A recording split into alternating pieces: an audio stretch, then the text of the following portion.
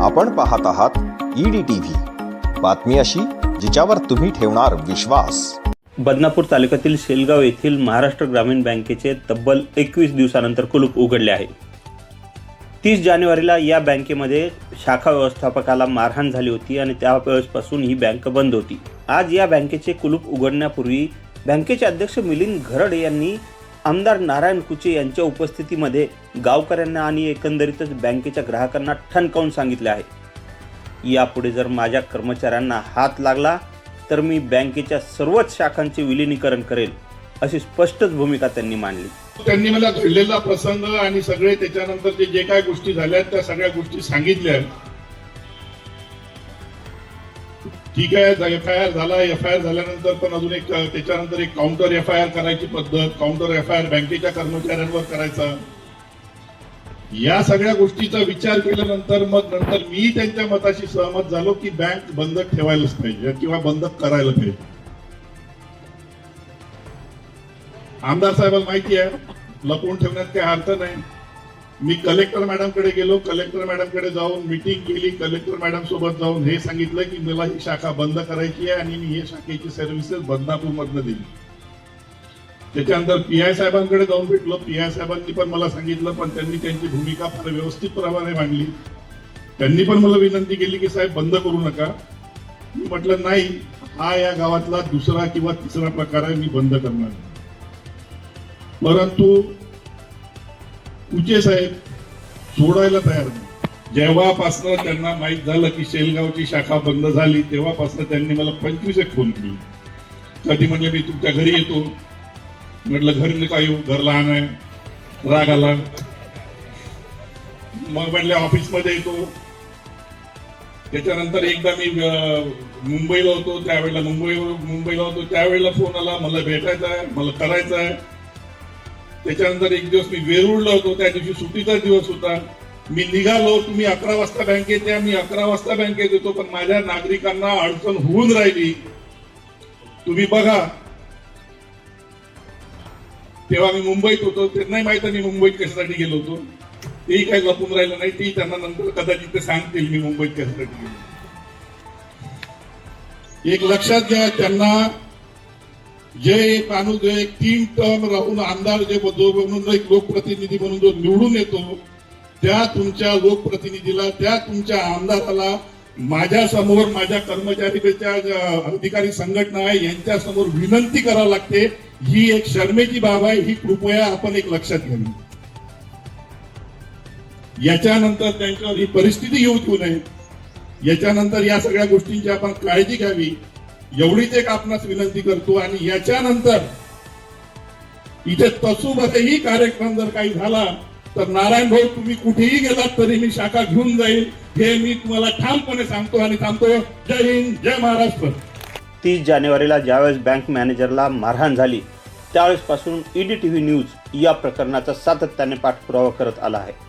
त्यामुळेच की काय, कदाचित बँक व्यवस्थापन, आमदार नारायणराव कुचे आणि मुख्यमंत्री देवेंद्र फडणवीस यांच्यामध्ये वारंवार चर्चा होऊ लागली आणि एकंदरीतच याची फलश्रुती म्हणून आज शेवटचा इशारा देत ही बँक पुन्हा एकदा सुरू झाली आहे।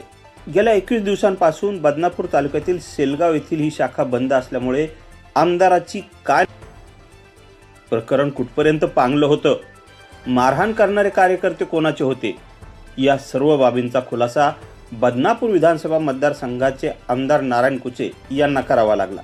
ही सेटलमेंट करण्यासाठी एक कार्यक्रम घेण्यात आला। या कार्यक्रमाच्या अध्यक्षस्थानी बँकेचे अध्यक्ष मिलिंद घरड, तसेच आमदार नारायणराव कुचे आणि बँकेचे वरिष्ठ अधिकारी आणि ग्रामस्थांची मोठ्या संख्येने उपस्थिती होती।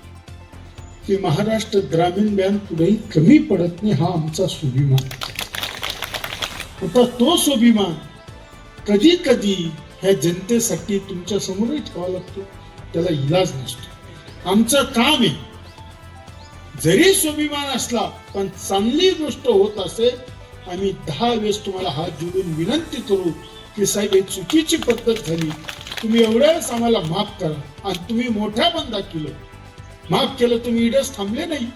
चेअरमन साहेब, माझी तक्रार तुम्ही मुख्यमंत्री महोदयाकडे केली, मला मुख्यमंत्री महोदय हसता हसता बोलले, नारायणराव, तुझी तक्रार आली, तुझ्या कार्यकर्त्याने बँकेच्या मॅनेजरला मारलं, मर्ज करायचं पत्र आलं, बंद करायचं पत्र आलं.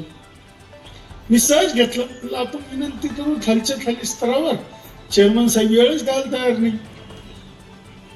गेल्या शनिवारी मला तुंतून लागले की यांची बैठक झाली, माहित होतं. शाहदेव बापून मला सांगितलं. अजून यातला त्यांचा फोन आला की शाखा मर्ज होती आणि ग्राहक 16,000 ग्राहक आणि मार्केटचं गाव आहे, बाजारपेठ व्यापाऱ्याचं खूप. इथं मी सगळी माहिती घेतली. मी जरी शरीराला येत नाही, चहा पित नाही, इथं जास्त वेळ बसत नाही. इथं लई कलाकार लोक बसतो, सगळं आपण सगळं मलाच मतदान देते. याच्याजवळ बसलात याला राहते, त्याजवळ बसलात मी एकच गेले ठरेल, घराजवळ बसलो. आता मी चहा त्याला सांगितलं, म्हणलं नको, तूच आमच्या आम्हाला चहा पाहिजे. चला आपलं वैभव कमी होईल शेलगावचं. आणि मी आमदार कलेक्टर मॅडमला बोललो, कलेक्टर मॅडम तुमच्या बाजूने होत्या. मला आता नाही इलाज आहे. तुम्ही जसे कुटुंब प्रमुख आहे तसे राज्याचे कुटुंब प्रमुख आमचे सीएम मुख्यमंत्री महोदय. मी मुख्यमंत्री महोदयाला पहिले मेसेज टाकला. आम्हाला माहिती आमच्या सीएम साहेबाचं मेसेजवरही काम होतं. नंतर मला फोन आला की तुझ्याशी बोलायचं साहेबाला. मी म्हणून साहेबाला 2 वेळेस फोन लावला, फोन रिसिव्ह नाही झाला. मग मला तिसऱ्यांदा फोन आला की काय बोल. म्हणलं साहेब असं असं होतंय. अरे ठीक आहे, एकाने मारलं, 16,000 ग्राहक आहे, सेवा केंद्र आहे, बँक चांगली आहे, मी जबाबदारी घेतो, पण तुम्ही कलेक्टर मॅडमला बोललं पाहिजे. पण महाराष्ट्र ग्रामीण बँक ही मर्ज होता कामा. आणि मी असं एवढं बरं बोलत नाही. मी जर एखादं काम असलं तर माझ्या भाषेत बोललो. ज्या लोकांनी मला 2-2 हजार मताची लीड दिली ती गावं माझी आहे साहेब. ती बँक मर्ज होता कामा नये अशी विनंती. सीएम साहेबांनी मेसेज दिला, फोन केला. त्याच दिवशी कलेक्टर मॅडमचाही फोन आला, आम्ही काही RDCचा फोन आला तर आम्ही काही करणार. ही गोष्ट राज्याच्या प्रमुखालाच जाते. हे माझ्यासाठी अपमानास्पद बाजू आहे. हे तुम्ही सगळ्या पंचक्रोशीतल्या लोकांनी समजून घेतलं पाहिजे. माझाही शेअर खराब होतो. बँक चालू होणे ठीक आहे, एका बाजू तुमची मांडली. हे सगळे भेटले सीएम साहेबाला, आम्ही करणार नाही म्हणजे. त्यांनी वरून परवानगी आणली. मी सीएम साहेबाला विनंती केली. आता सीएम साहेब शेतकऱ्याचे तुमचे मला निवडून दिलं म्हणून तुमच्यावर स्वाभिमान आहे. नारायणचा मतदारसंघ आहे, मर्ज झाली तर महिला नाराज होत्या. आता जसं चेअरमन साहेबांनी सांगितलं दिवसभर बसवला तर 100% तर बदनापूरची शाखेला खूप गर्दी असते, इथल्या विषयी गर्दी असते. अजून एक शब्द तुम्हाला तालुक्यात काढा म्हणणार आहे मी. थोडा लोड कमी होणार पण थोडंसं सुरळीत झाल्यावर. पुण्यातून माणसांना नवीनच चांगलं बूट टाकायला एवढा चांगला सत्कार तुरवला आम्ही. हे तर फक्त याचा सत्कार नाही, याच्यात काहीतरी दुधात साखर टाकावं लागते, बोर्न विटा टाकावं लागतं. मग आम्हाला बरं वाटतं, येतो म्हणतं बरे. तसं आम्ही हे काम केलं. यांना म्हणलं चांगला सन्मान करावं. एखादी पुन्हा ग्रामीण बँकेमध्ये ग्रामीण भागामध्ये आपल्या पाटील साहेबांनी खूप चांगलं बोललं. Dilip Pohnerkar, EDTV news, Jalna.